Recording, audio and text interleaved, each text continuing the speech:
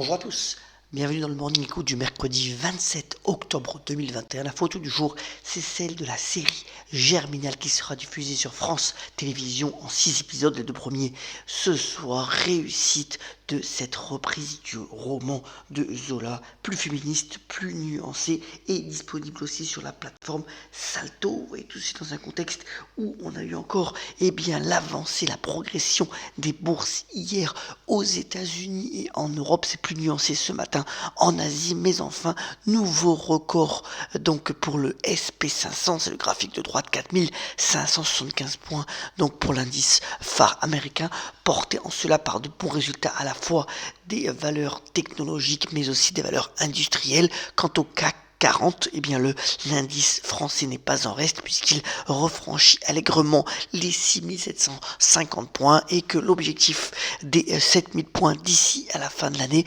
reste à portée de main si les conditions de marché restent les mêmes et que les résultats d'entreprise publiés en ce moment aussi en Europe sont plutôt de bonne facture. Alors, puisqu'on parlait du CAC 40, un point intéressant relayé dans les échos, c'est l'État actionnaire qui protège les grandes entreprises, 83 sociétés qui sont dans le portefeuille où l'État a des actionnaires. Finalement, c'est surtout la qualité des bilans qui a été protégée puisque l'État n'a touché entre guillemets que 300 millions d'euros de dividendes en 2020, c'est bien moindre que l'année précédente, mais il s'engage donc à soutenir des grandes entreprises stratégiques comme Air France, la SNCF ou encore Aéroport de Paris, et ça c'est plutôt une bonne nouvelle avec la mise en place bien entendu du plan de relance. Côté entreprise, alors il y a eu énormément de résultats qui ont été publiés après la clôture. J'en cite deux importantes, c'est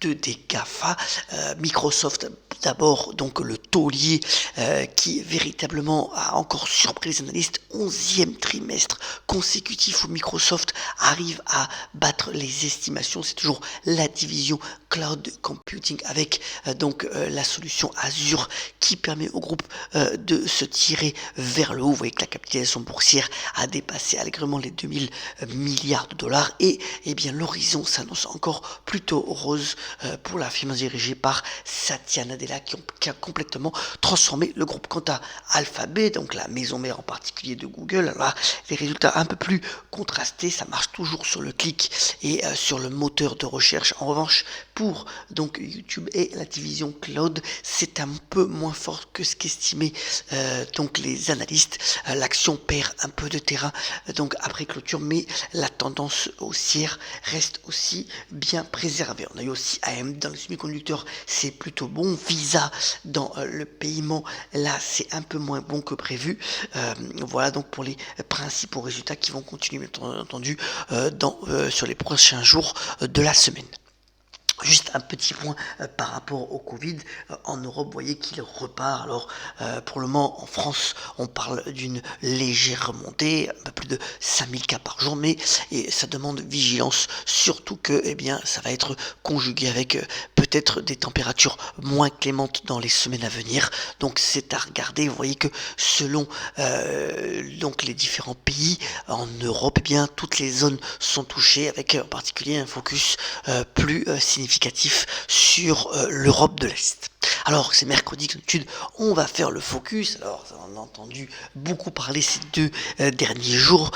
C'est le fabricant de voitures électriques Tesla qui s'est complètement envolé en bourse après que Hertz, le spécialiste de la location de véhicules, a commandé 100 000 véhicules électriques. Alors ça a fait grand bruit parce que c'est quand même une commande à 4 milliards de dollars. Ça a été conjugué aussi au fait qu'en Europe, ça a été un peu aussi calendaire, mais le véhicule Tesla a été en tête des ventes.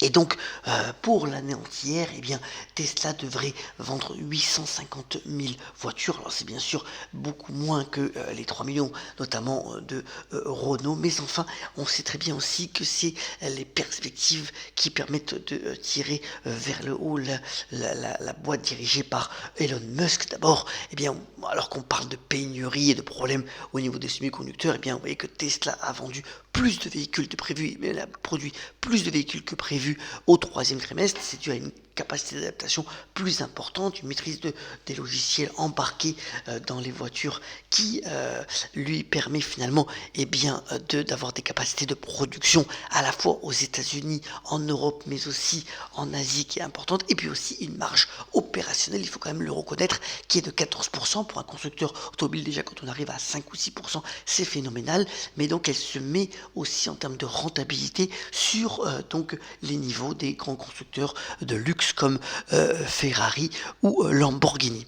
Ce qui lui a permis donc à Tesla de connaître son premier bénéfice en 2020, ça devrait être encore le cas bien entendu pour 2021, et aussi avec le lancement du modèle Roadster qui devrait encore séduire pas mal de particuliers. Alors tout ceci, ça fait que Tesla écrase tout en bourse puisque la capitalisation boursière a dépassé les 1000 milliards de dollars. C'est la 6e entreprise qui a pu réaliser cet exploit. En plus de ça, il y a une certaine popularité auprès des petits porteurs qui jouent en bourse aux États-Unis.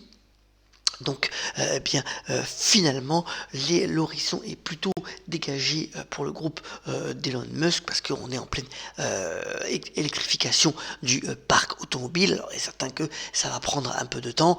Il n'y a pas de bornes partout, mais le succès est au rendez-vous et la commande faite par Hertz pourrait aussi faire d'autres émules parmi les loueurs de voitures. Il pourrait y avoir encore des commandes de ce type-là pouvant encore propulser le cours de bourse vers où 1500, 2000 dollars, on verra bien.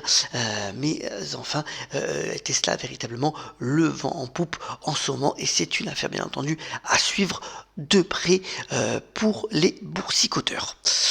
Alors c'est mercredi comme d'habitude, je vous ai mis les sorties. J'en ai sélectionné 2, il y a pas mal de sorties encore aujourd'hui. D'abord, apparemment, ça tue par critique la performance phénoménale de Nicolas Cage qui revient après pas mal de temps d'absence. Film Pig, film de Michael Zanorski. Alors, il est apparemment phénoménal et méconnaissable puisqu'il vit en ermite avec une truie. Il est sélectionné d'ailleurs aux Oscars et on lui souhaite qu'il remporte la petite statuette tant sa performance est saluée. Alors, allez faire votre propre avis, bien entendu, avec ce film Pig. Et puis The French Dispatch de Wes Anderson. Là, c'est un recueil d'histoires tirées du dernier numéro d'un magazine américain dans une ville française fictive donc du XXe siècle. Alors c'est pétillant, inventif encore quand on lit les critiques, avec en plus énormément d'excellentes actrices et acteurs.